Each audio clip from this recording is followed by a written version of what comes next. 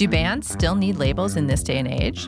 There are some variables based on what kind of band you're in, but overall, the answer is yes.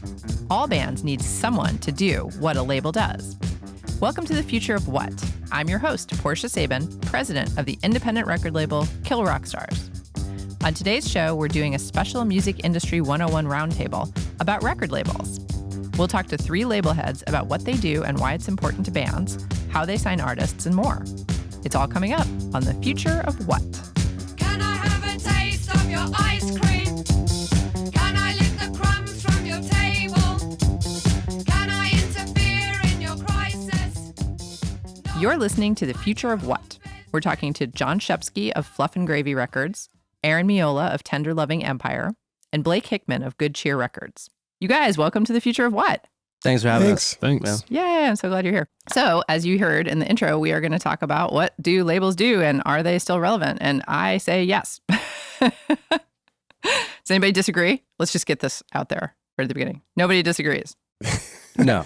You're probably asking the wrong people. Exactly. Yeah, Right? yeah. This is the wrong crowd for that.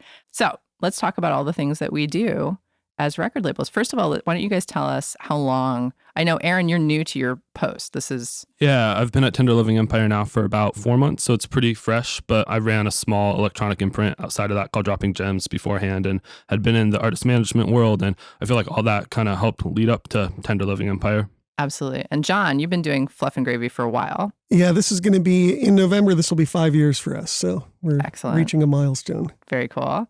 And Good Cheer. Our first release was in February of 2015, so we're Awesome. still pretty new, Yeah, for sure. I love it. And we're in year 25. So Awesome. it's possible to stay in this business. I mean, you guys are all in the category of Tender Living Empire. I think they've been doing this about 10 years. Going on 9 this year. Yeah, exactly. So we've been around for a little bit. Right. I feel like, I always am shocked that people still want to start record labels because it seems like such a crazy business. But actually, really the worst was like 2008. So it's like since then, it's been much better, I think, as an environment. And plus, the trends have changed so much. I mean, you can sell vinyl.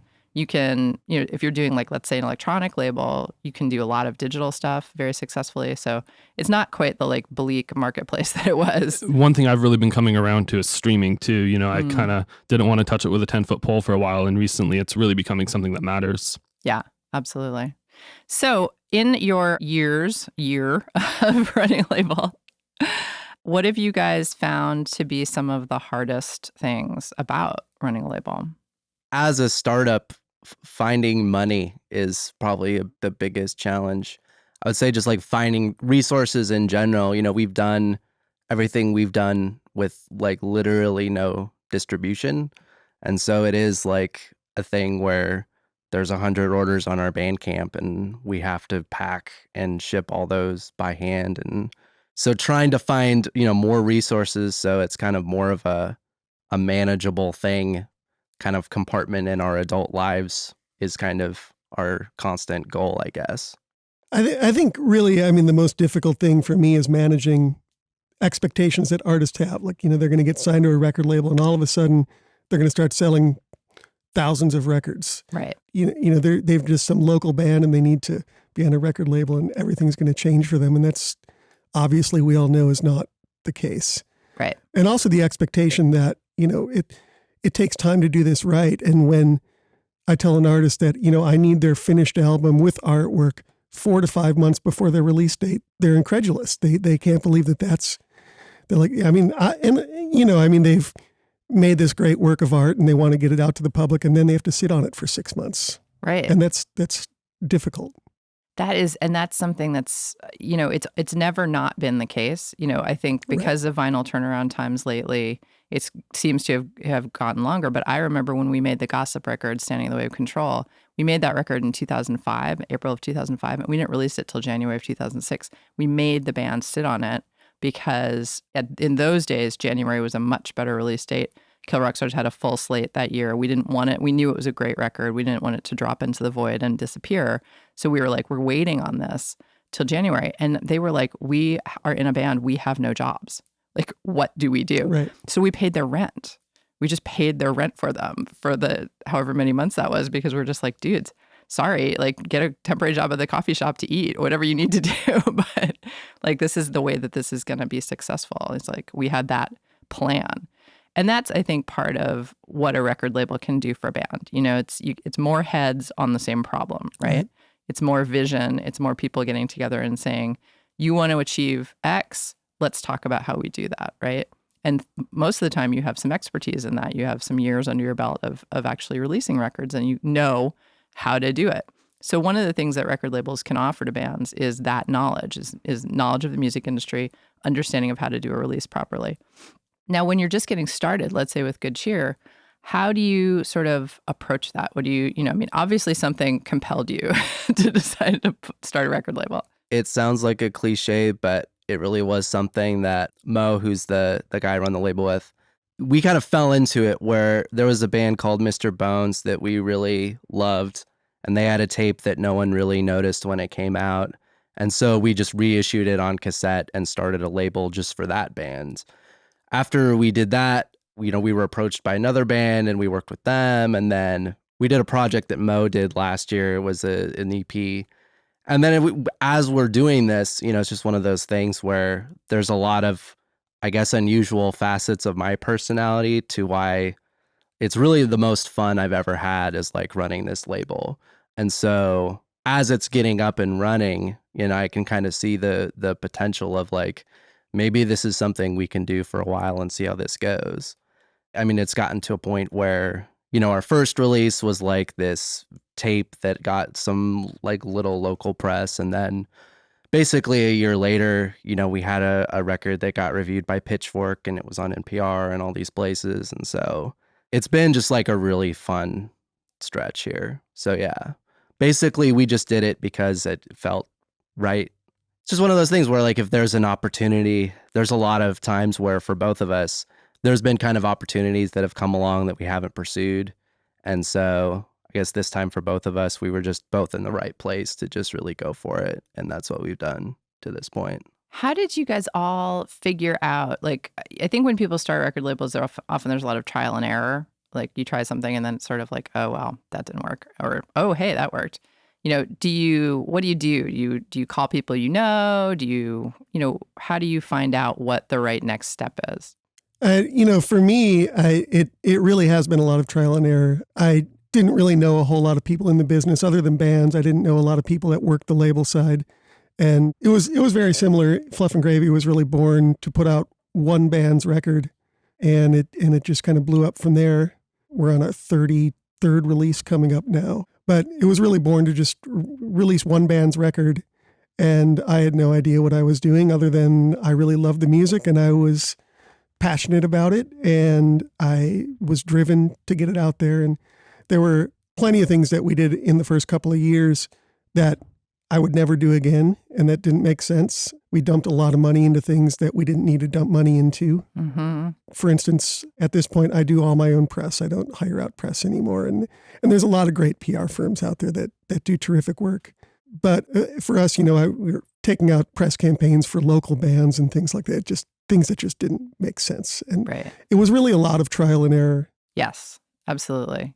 I would say probably the number one thing that record labels do wrong in the early days is spend too much money. Yeah, and that was absolutely the case for us. You can just put yourself right out of business by doing that. The band that I was in when I was on a record label, we had a record label that did that with us. They gave us way too much money, which was awesome from my perspective. And, in the long view, I was like, oh man, probably shouldn't have taken that credit card that he took out for us for $5,000.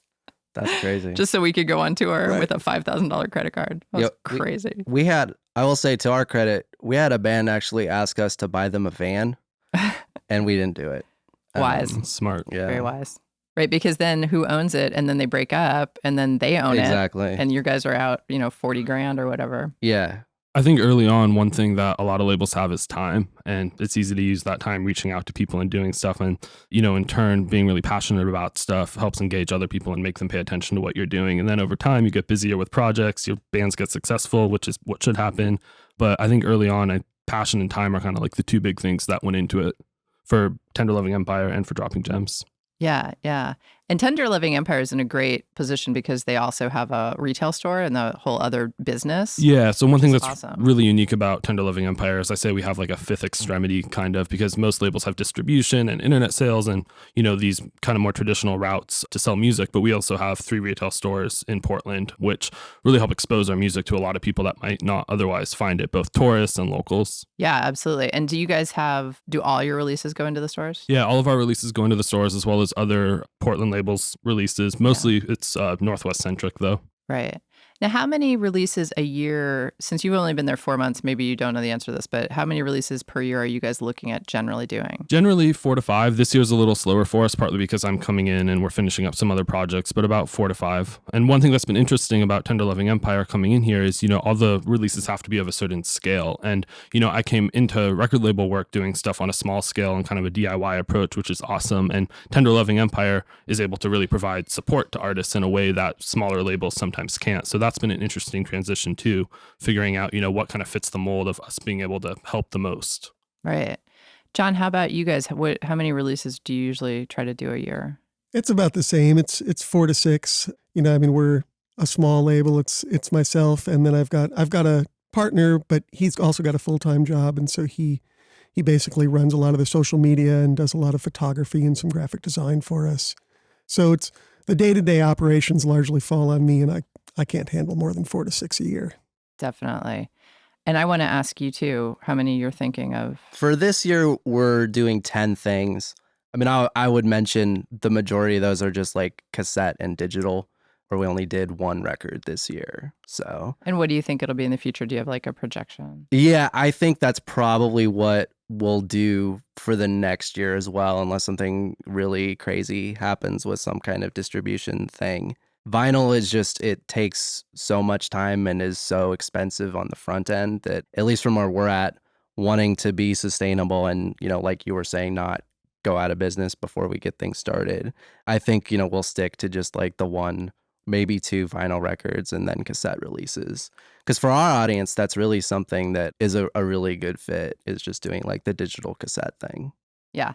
And cassettes are really cheap to make. So Yeah. that's not a big, huge commitment. We've been doing a lot of that lately too, where we just like reissue stuff that's rad on cassette because it's like you can make 200 copies. There's a lot It's awesome. of, Just sell them out. yeah, there's a lot of really cool options with cassettes now, to the point where we were just doing 1 company. Now we have, 3 different options basically for doing cassettes that all kind of have their own. Like, I was basically just put in touch with this guy that does custom paint jobs on cassettes. Whoa. So like splatter, or like even like, a picture of the album art painted on the cassette. Oh my gosh. So yeah, there's just all these kind of like boutique options that are really cool and still very affordable, unlike Right. doing a full vinyl record. So that's the second thing that labels can provide to artists is resources, right? That I think is a huge thing.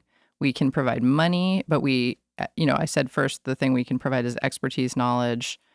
How do we do this thing? How do we accomplish this task? Second thing we can provide is money and resources. And I liked something that you said, John, about your partner does photography, because that's a huge part of this business that people don't think about at all. Every band that you sign needs band photos. They need art photos. And then if things to start to take off, you're going to need different photos. It's like, let's say you have 3 photos up on the website, and those are gone in 3 months. Right. And then press outlets want exclusive photos. They want new photos. Man, you got to have, like, that's a big part of this that people often just completely forget about. And photos are not cheap. No. So, that's another thing. So that's really cool that That's you guys huge, have that right. in-house. Without making it all about money, I think a big thing that labels do is we're kind of a bank in a lot of ways. Artists are coming to us for a loan. That's kind of a big part of it. And as much as there's a team of people in place, the labels are the ones kind of putting their neck on the line. There's artists and agents and managers, and there's a whole team of people involved in making a record successful. But the label is really the one that is putting their resources into it to help make it happen, and everyone else is putting in time. And I think a big thing that labels do, and a big focus of mine, is making that commitment to show that there's a belief behind a record that it's going to do well, and that helps get other people motivated, and that helps get photographers motivated, video people motivated, and just helping make those connections and bring them all into the fold. Definitely. So how has that evolved for you guys for all of you guys in terms of the connections that you need to make to sort of help your artists? So like, for example, you have photography in-house, but I have like had to reach out into the community since we moved to Portland and find several photographers and now I have some go-to people that I know that they're going to charge me a certain amount, which is the amount I want to pay. They're going to take awesome pictures. They've got great ideas, and they're like my go-to people. And that doesn't mean that other people don't work for us. They do, but that's been like super awesome to have in my back pocket. And then as I've been doing this for 20 years, I know a lot of booking agents, I know a lot of managers, all these people that I just know. And that's helpful too for my bands because, they come to me and half the time they don't have a booking agent. And if they don't have a manager, that's probably good in a lot of ways. But, I can hook them up with people as necessary. So how long do you think it takes to sort of develop those kinds of connections? I mean, so I've been doing this for, just about 5 years, and I'm still developing those connections. We got some great video folks in town that we work with. Obviously, we have our photographer in-house, and we also have a graphic designer in-house. But I'm still making those connections, and the most difficult piece to put together is booking agents, especially for a lot of bands that are mid-level bands. Like, you can find a booking agent for a low-level band. You can find a booking agent for a superstar international touring band that's going to pull in 500 people a night. But for a lot of the mid-level bands that we work with, it's very difficult to find a booking agent. And the sad thing is a lot of our bands are still on their own for that. Right.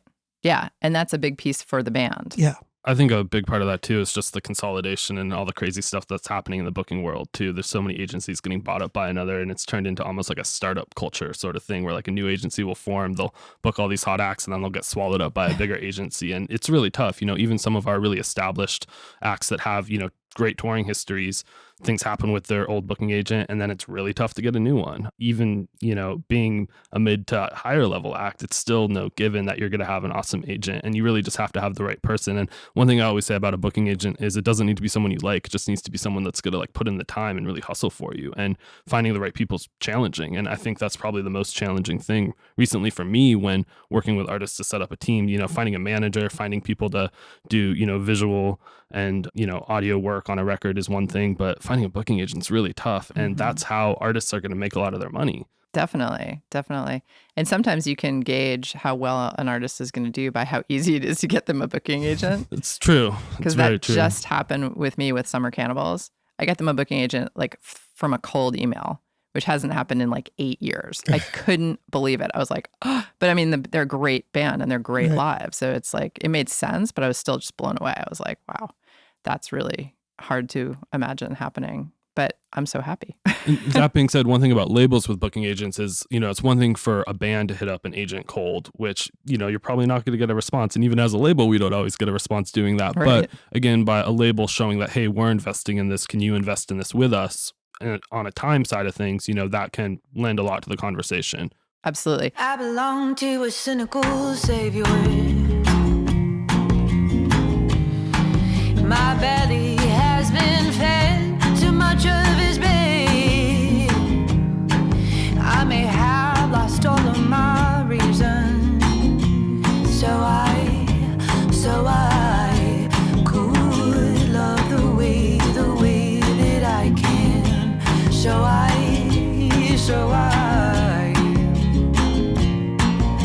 rest, stay awake, I'll find.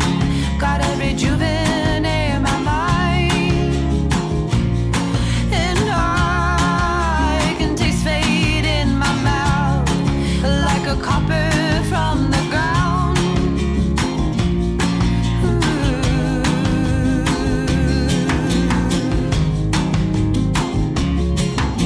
Stay, dream about it all, bring me all along.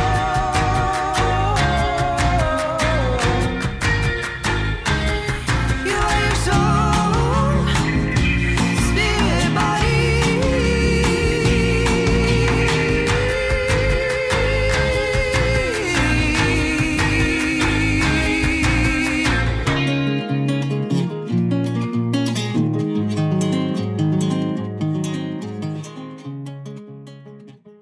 That was Ostrich by Ela Bamba. If you're enjoying this program, please subscribe to our show on iTunes. To find out what's coming up next, follow us on Twitter at KRSFOW. You're listening to The Future of What? We're talking to John Shepsky of Fluff and Gravy Records, Aaron Miola of Tender Loving Empire, and Blake Hickman of Good Cheer Records. I think that's a really good segue into what I always tell bands, like when I get, demo emails. I like to, at this point, send a little response back to bands so they don't just feel like they put it out into the void. But what I tend to say to them is, if you've written 10 songs and you're sitting home and you've got your 10 songs on Bandcamp or whatever, and that's all you're doing, and you're putting those out there for me to listen to or for someone else to listen to, my opinion doesn't matter. It really doesn't. Ultimately, what matters is your opinion. If you love your band, that's the opinion that matters. But what you need to be doing is you need to be driving a train, because if the train is driving, you're going to find that people want to get on board, and that's how this actually works, is that you're already out there. You're playing live shows. You're awesome.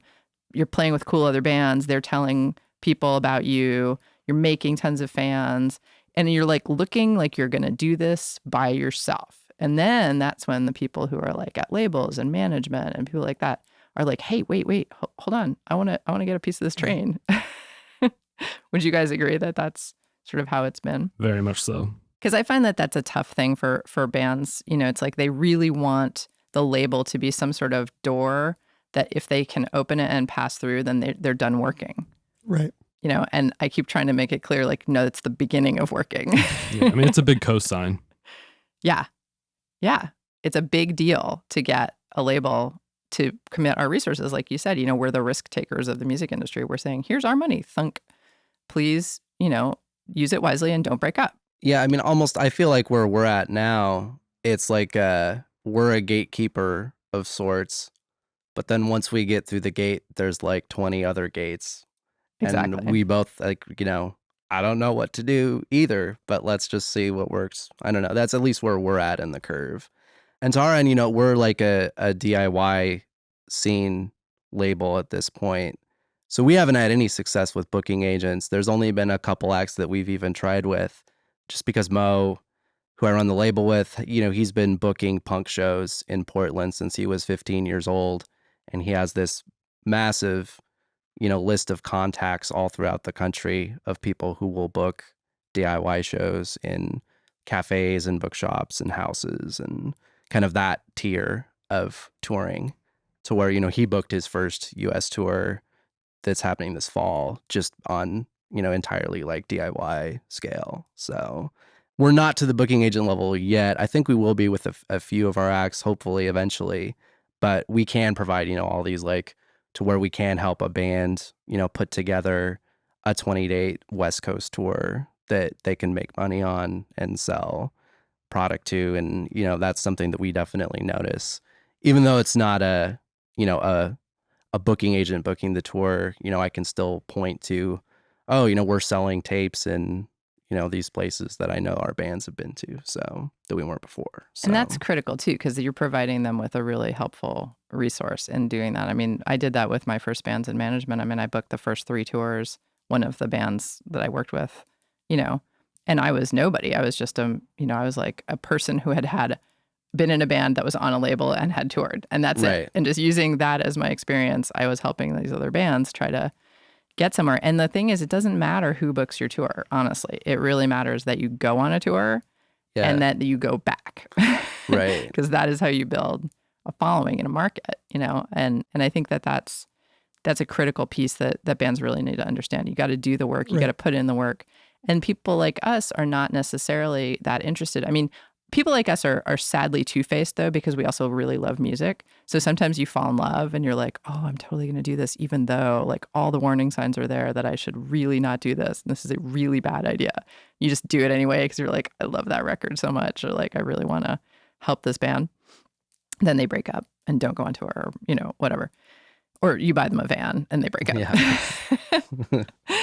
So we do sometimes love too much. But on the other hand, we also have, I think, eventually a fiduciary responsibility to the label to be like, I can't just be doing that. Like, I got to actually take a chance on a band that's already on its way, that's going to put in the hard work. Yeah, we call it the Velvet Hammer. at Tender Living Empire. You know, we don't Ooh. want to crack the whip too hard, but kind of what you were saying earlier in terms of managing expectations, I think a lot of this falls into that. And I think overall, that's the biggest thing as a label head that I do, and probably a lot of us do, is manage expectations and, you know, keep people on the track of focusing on what they need to focus on so everything else can kind of fall into place. And I think a big thing we do as labels too is kind of try to take things off the artist's plate so they can focus on the music, because ultimately that's what hopefully they're best at. And, you know, most of the artists I work with are trying to, you know, do these little things to help their careers, which is great. But ultimately, if they're in the studio writing music and on tour, that's how they're going to be the most successful. So us being able to help out with all the other little things and connect the dots is, I think, a big part of our role. I think that's a really great way to put it. Thanks for saying that, because that's what I was talking about with that Digital Music News article. There's so many parts to what we do to putting out a successful release. Do you really want artists to be the person whose job it is to do all that stuff? Like, that's the bottom line. When I read that article, I was like, and in your spare time, write and record some music. Like, what? It was a complete full-time job. Right. It was just like 300 things that you need to do.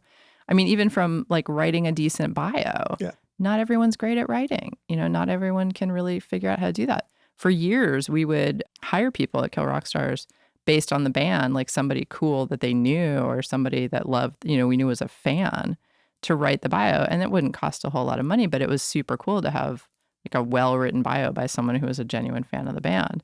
Nowadays, I'm like, whatever. I'll just write it myself sometimes. And I can't imagine doing all that stuff, particularly when you're a band that's a touring band, that you're on the road for 2 or 3 months at a time. You know, you're either driving or you're in a place where, you know, you're in the middle of Wyoming and there's no internet reception and everything is so, I mean, people are so connected now, and to lose connection or have spotty connection for 2 or 3 months at a time. I mean, I know that from when my bands go on the road and I try to communicate with them. Mm-hmm. And it may take days for them to get back to me sometimes. I'm like, I can't imagine how you would be on the road and doing all the things you need to do to keep your band in the media, in the press, to set up radio shows, to set up interviews. I don't know how you would do that. Exactly. And what I meant by when I said in the beginning of this that there's some variables based on what kind of band you're in for whether bands need a label or not. What we've seen in recent years, which I think has clouded the picture a lot, is artists that are already established with a fan base that they built while on a label of some sort, either a major or a big indie, coming back to the marketplace and then making a successful bid with a new record or something, using, you know, tapping into those already there fans that they had already gotten. And so that's one way to do it without a label. But even those bands, I would guess in every case they have a manager. They probably have someone on their team whose job it is to do all the social media, do all the, you know, all of the pieces, you know, the business part, because unfortunately at the end of the day, this is really a business. And, you know, if you don't have someone, like you said, at home in the office answering the phone, you know, while you're on tour, then that's just piece isn't going to get done. And the world doesn't wait. The world isn't like, oh, well, I'll just wait for them to call me back 5 days from now when they get an internet connection. No, that's not how it works, you know, and opportunities come and go so quickly. You got to be there. What are you saying? What you saying to me? What do you want me to believe? Everything you said turned out wrong, busted and broken, all dead and gone. There's an old light coming up over the ridge, when a stone cold heart and very thin skin. Now darkness falls like a lightning flash, takes all the present and erases the past. Who's gonna save me? From the dark side of the street, who's gonna save me? From the dark side of the street.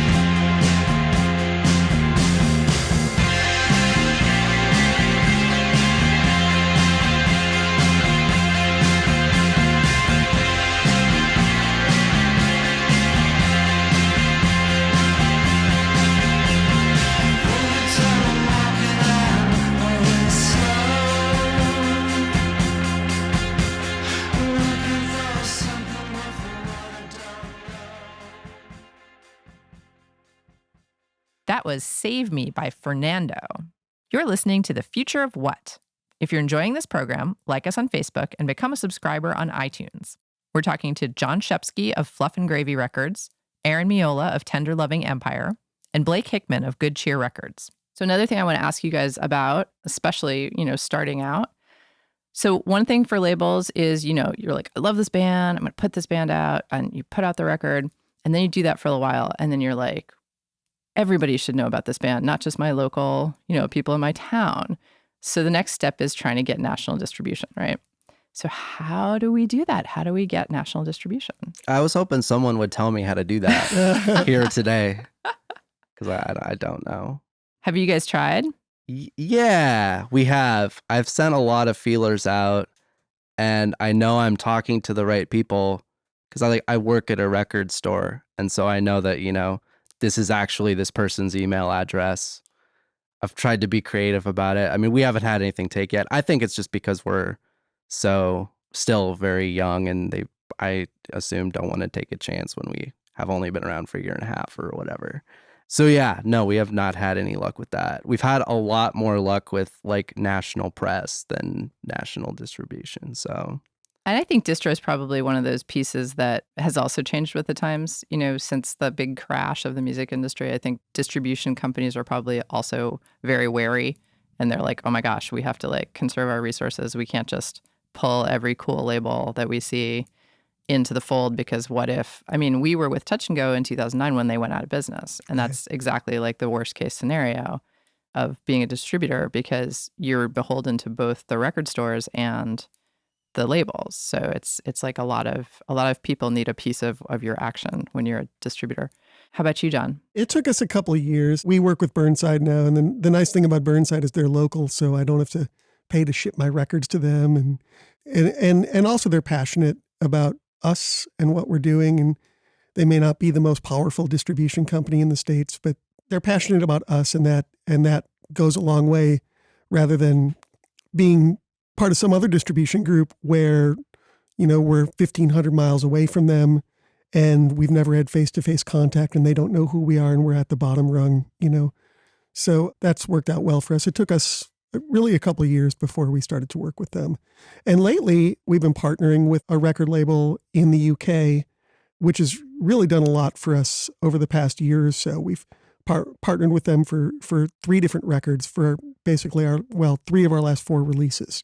And that's done a lot, because now we're running 2 separate press campaigns almost. They're running the one in Europe and we're running one here, and they're really connected in putting tours together for these bands in Europe, which generates more press and helps us out. So I was really reluctant for the first 4 years of our existence to do that sort of thing, to give up part of my control, because we sign worldwide distribution contracts, and Right.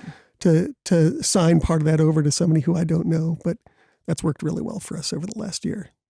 And they have distribution, I'm assuming, European distribution. Yeah. Who is that with? It's a record company called Decor Records. Uh-huh. They work with Richard Fontaine. They do Mark Eitzel's stuff out there, Richard Buckner. Cool. So to have somebody that that comes in with that kind of a pedigree, yeah, and is willing to work with our records has been really good.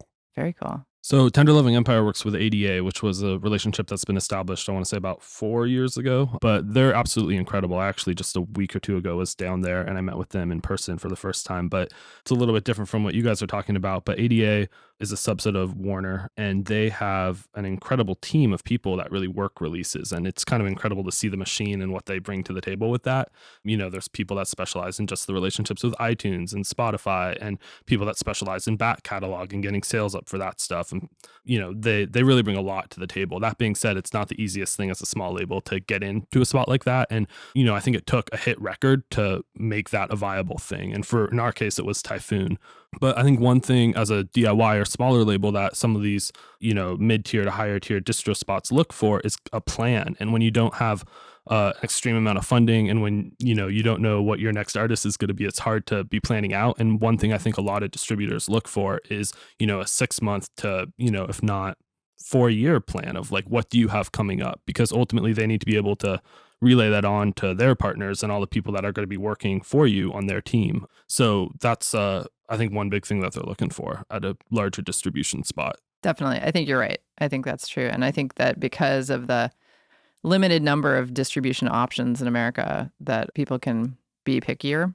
You know, they're pretty careful and they choose carefully. But that said, you know, if it's just like being a band, if you start to make enough noise, everyone's going to be like, hey, I'd love to take, 15% of that money that you guys are printing over there, like you did with Typhoon. Yeah, and I mean, that being said too, them taking a cut in the long run as a small label, that might sound difficult, but it's really worth it, because even as an artist, you have all these people taking a cut, whether it's an agent or a manager or a label, and in this case, distribution. Having these people on your team is only going to grow the pot. So it's very much in everyone's interest to get them involved. And, I love Bandcamp. On the flip side of all this kind of more larger picture distribution stuff, there's all these resources out there now that a band can do on their own, or a small DIY label can do on their own and be really successful, especially with smaller formats like cassette and whatnot. There's a ceiling for it, but it's a relatively high ceiling once you kind of get going on it. And there's people going to these alternative distribution spots specifically seeking those formats out that will buy a release without even listening to it just because it's available. Yeah, we just started the Bandcamp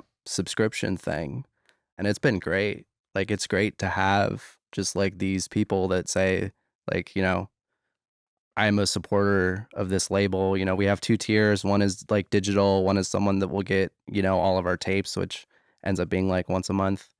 And yeah, it's awesome because we know, like, this is like revenue that like we can count on and project to have. So yeah, Bandcamp has been great to us for sure.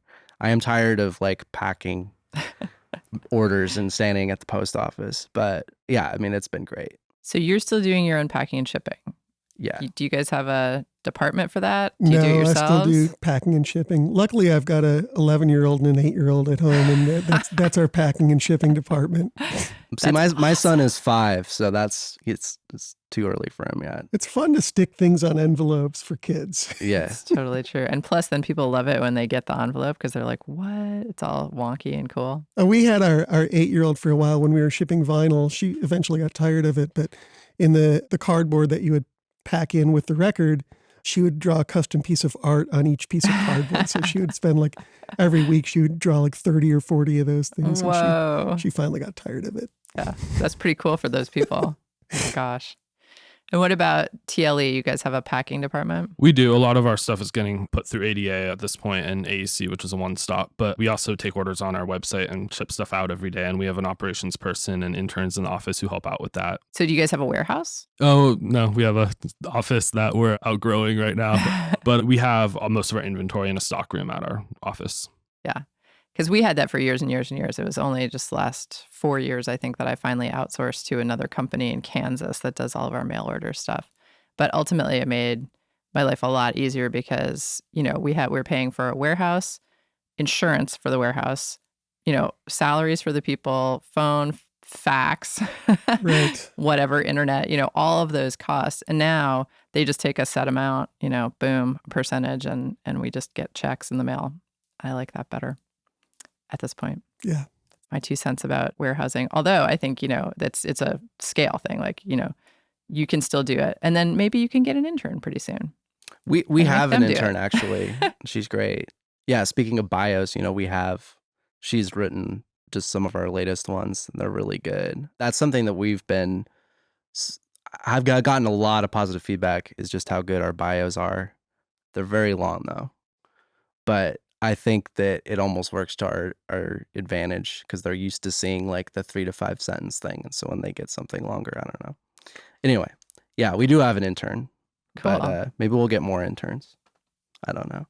Cool. All right. So I'm interested, Aaron, since you just basically stepped into this role, what have you been finding in terms of, basically I'm sure you just get like tons of demos at this point. And like, so how are you doing your discovery? And are you even at that point yet? Or are you not prepared to like start signing things? We're prepared to start signing things. I have a couple key kind of things that we're looking for over the next, really, at this point, I'm looking into later 2017 at this point. And we have a band who we're in the process of getting ready to release some stuff for early next year that I'm excited about, and also focus on some records right now. But in terms of signing new stuff, one thing I do that's actually interesting, speaking of Bandcamp, is I'll go on Bandcamp and see what's selling in a specific city, especially if there's a city that, it's like, hey, we want to sign a band from this city for a specific reason.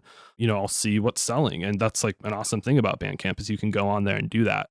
A big part of it too is just like reading local publications. You know, obviously local publications here in Portland, like the Willamette Week and the Mercury, but I'll read, you know, The Stranger up in Seattle and, you know, alternative papers in different cities and read reviews of albums that are coming out. And a lot of it too is just peer reference. You know, I ask people what they're listening to and, you know, what's hot right now and what's trending. That being said, I like to find stuff before it's trending, but, you know, a big part of it is just always having an open ear. Just yesterday, actually, we put out an annual compilation and we had about 160 submissions. So me and 4 other staff members literally spent a 10-hour day yesterday just listening to tracks, curating that, which was awesome. But I actually had all of our bands send stuff to that. yeah, we haven't emailed people back yet, but one of them's going to be on it. Sweet. Oh, sweet.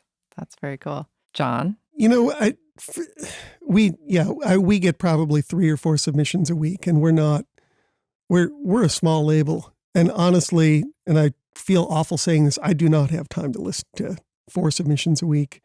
And almost everybody gets a stock response back from me saying, you know, look, I really appreciate this, but these are our resources. I've got my releases for the next 2 years essentially already planned out right now. Right. Not to say that if something really incredible came our way, but essentially the only time that I look at something now is if it's a band that I'm already familiar with that has submitted something to me. Early on, almost all of our releases were put out from bands that had just cold mailed us because we were really developed just to promote one band, and then other bands would start to send me things. I'm like, yeah, this is cool. I'll put this out. And it was great. And I made a lot of great connections that way. But really over the past couple of years, I can't think of any band that has just sent me something that I've put out. And it's unfortunate, but I've gone looking for just about everything that we've done the past couple of years. Right. So you actually do the searching, which is, I mean, I think that's how everybody really does it is, and also, you know, like you said, people bring stuff to you, people you trust already, bands that you already work with, and people that you know are like, oh, you got to hear this band. This band is so cool. I mean, that's, I think how most people actually do their signing. You know, I think we've signed 4 bands from demos in 25 years, you know, and you know, one of them was Marnie Stern. So like, she was just like this undeniable talent, but she really did almost, and she did tour a lot and she did make records, you know, but she was, you know, she was touch and go. We kind of had to like help her every step of the way, find a band and find a, you know, this is how you tour. This is how you walk out your front door, you know, and now she's got this cool gig, you know, as part of the 8G band on the Seth Meyers show, which is fantastic for her. But, you know, that was a real risk to go. I mean, we just literally, that was one of those things where love triumphed over commerce because we didn't know for sure if that was going to work or not. Yeah, I mean, for us with Discovery, you know, we're very committed to being like a Northwest DIY scene label. And so all the bands we discover are bands that are playing with our bands or bands that are new bands made up of members from bands that have played with our bands. And so despite that, you know, it says on all of our social media, like, you know, proud to document the Northwest DIY scene. We get a ton of blind submissions, you know, especially the week that the Pitchfork review for Mo's record ran. It's like we got so many ones that was just like, we're a dance pop group from Australia. Please put out, where it's just like, please look at our Twitter. Like, you know what I mean? Like, it's very clear what we're trying to do. We've been getting less lately, which is nice, but yeah. I mean, for us, it's, you know, who is playing shows and DIY spots in Portland that, you know, we have a lot of fundamentals that we look at where we want, you know, really good songwriting, you know, particular like our bands are, you know, with the pop punk thing, like our bands are punk bands that play pop songs, basically. So it's not like Hot Topic pop punk, but it's like punk bands that have, you know, really good fundamental songwriting. And that's been our main kind of hallmark just of all of our releases, is that all of our bands have really good songwriters. And so those are the things that we look at. Never knew about much, never knew about, never knew about anyway. You say you're coming over, doing things on my right again. Say you're going into the neighborhood, and I'm like, well, it's not that bad. It's just every time my friends are looking over your shoulder, they say, hey, well, we just look sad.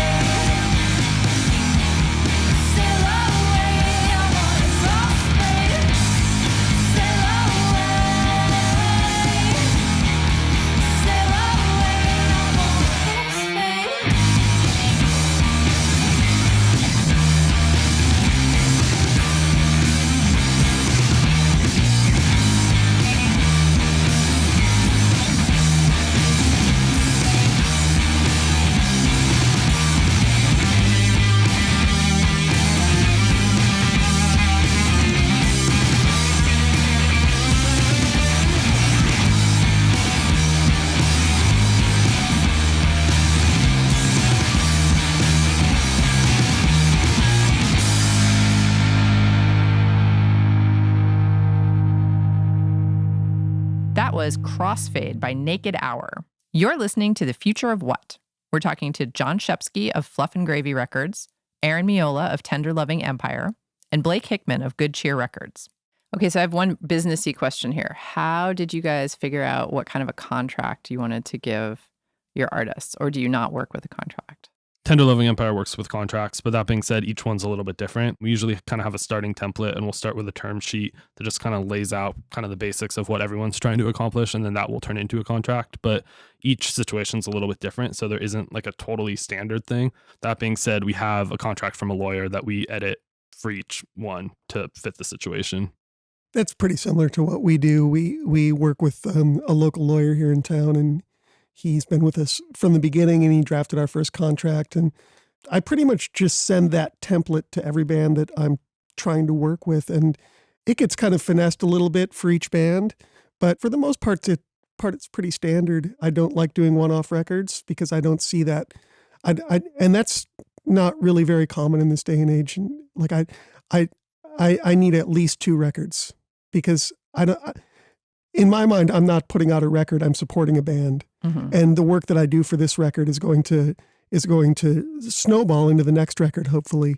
And so a lot of bands are reluctant to do that at first because they're not used to seeing multi-record contracts anymore. But there's only been one band recently that we signed without a multi-record contract, and they're a super established band already. So yeah, so we do have a standard contract that we work with. We've done everything on handshakes to this point, with the aim of, with most of the bands that we've worked with, we've either ended up doing their second thing or we're talking about plans of, doing their second thing. I will say there's a tape that we're doing in August that I think has a lot of potential to really explode. And so now we're looking at maybe we actually need to kind of have a contract for this one. But yeah, outside of that, it's been entirely on handshakes for us to this point. We did handshakes for years and years and years, and then that can really come back and bite you in the butt if you end up being around for 25 years like we have. So yeah, have a long view about your label, listeners who are starting labels. I think contracts, in my opinion, contracts are great because let's say you have a 15-year relationship with a band or more, nobody remembers what you said you were going to do 15 years ago. It's just impossible. But if you have it written down, you're like, look, we said this. And then it's easy. You're like, oh yeah, we all agreed to that. So that's my little speech on that.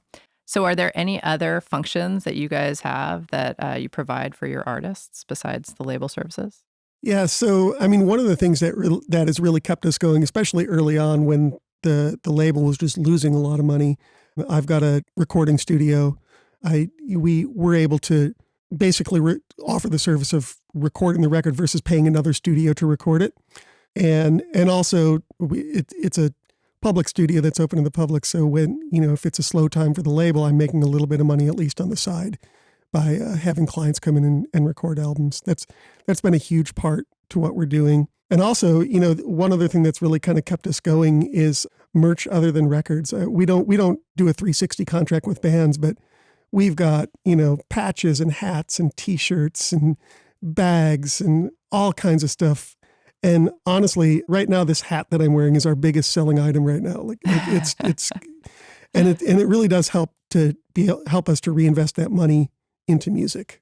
Absolutely. So yeah, I think it's super important. And I know, that's part of how Tender Love and Empire keeps going is they've got their store and they sell all kinds of great stuff. And yeah. At Tender Living Empire, we have Silkscreen Studio. We have, designers that work in-house, and we don't do 360 contracts either, but in the contracts, there's a thing about being able to produce t-shirts and other merch items if the artist wants to do that, and we're able to do that in-house, which is pretty awesome. And another thing that we do, or that I do, that it's not always what, our goal as a label to do is, but, to an extent, we can help when there isn't a management team or an agent in place. We can help negotiate certain shows or help out with some management-related things when an artist is going overseas to, help get a visa or something like that. And, ultimately, I think it's better if there's people in roles to specifically be focusing on that stuff. But when there aren't, for the success of the project and the artist, we're able to help fill some of those gaps. That's a really good point.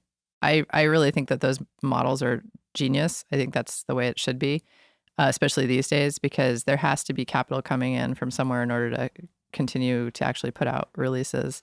And if you don't have, a 25-year-long catalog, you got to get that money from somewhere. It's like, it makes a lot of sense.